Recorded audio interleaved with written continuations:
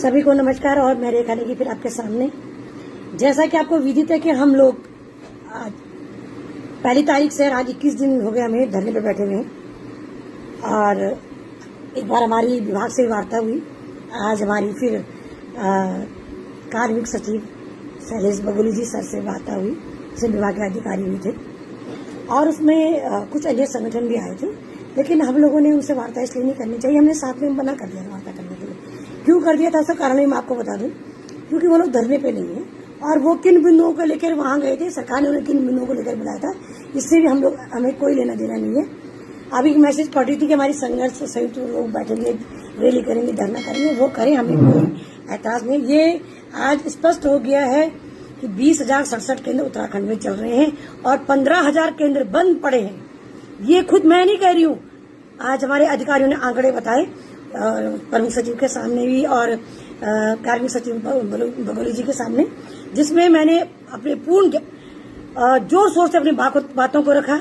वो कह रहे थे कि यहाँ पे खाना नहीं बनाया जा रहा, बच्चे कैसे, तो साफ और शब्दों में कह दिया कि ईंधन नहीं है तो खाना कैसे बनेगा। हम लोग कोई भी सामान प्रोवाइड नहीं करेंगे। इसमें हमारे अधिकारियों को सचिव सर ने काफी उन चीजों पे गहनता से पूछा और उन्होंने मुझे कहा कि आप लोग धरना समाप्त कर दीजिए और हम 1-1.5 महीने में आपका मानदेय बढ़ा देंगे। लेकिन हमारी साथ जो बहनें गई थी, उन्होंने 2 टूक शब्दों में कहा है कि हम तब तक धरना समाप्त नहीं करेंगे जब तक माननीय मुख्यमंत्री जी हमारी बातों पर मुहर न लगाए। क्योंकि जब हमने अपनी बातें वहां पे रखी तो सारे अधिकारी भी शॉक्ड थे और सचिव सर तो थी, क्योंकि उनको लग रहा था कि क्या सच में, जब मैंने उनके सामने पटल पे बातें रखी तो वो इन बातों से अनभिज्ञ थे या जानना नहीं चाह रहे थे, ये मुझे नहीं मालूम।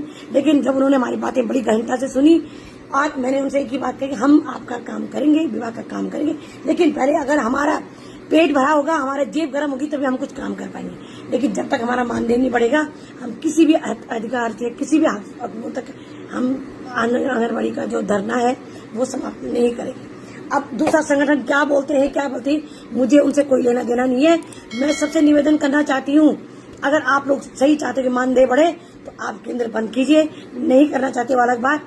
और दूसरी बात, मैं आपसे एक प्रमाण पत्र मांगा था कि आप लोग हमें दीजिए कि सच में आप हमारे साथ हैं, तो वो मैंने आज कह दिया उनको कि मैं पटल पे आपके सामने रखूंगी कितनी बहनें परेशान हैं।